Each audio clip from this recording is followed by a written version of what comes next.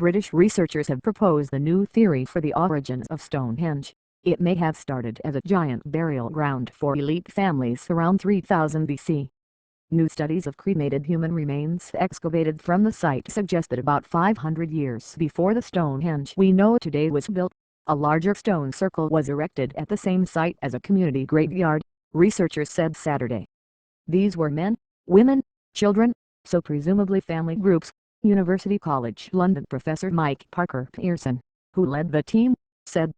We thought that maybe it was a place where a dynasty of kings was buried, but this seemed to be much more of a community, a different kind of power structure.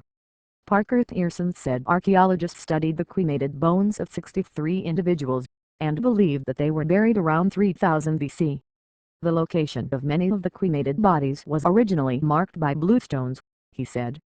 That earlier circular enclosure, which measured around 300 feet across, could have been the burial ground for about 200 more people, Parker Pearson said.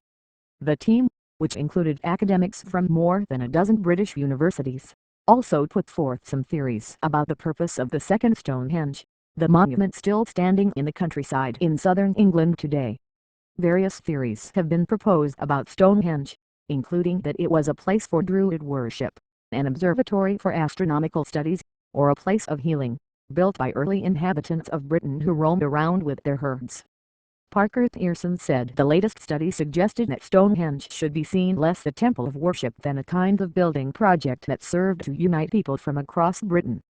Analysis of the remains of a Neolithic settlement near the monument indicated that thousands of people traveled from as far as Scotland to the site, bringing their livestock and families for huge feasts and celebrations during the winter and summer solstices.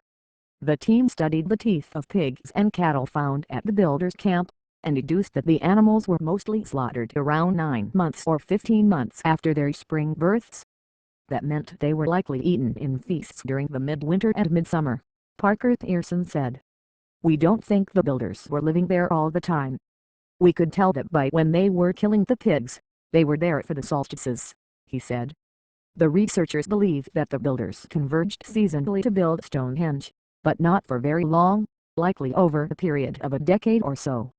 The mass monument building is thought to end around the time when the Beaker people, so called because of their distinctive pottery, arrived from continental Europe, Parker Pearson said.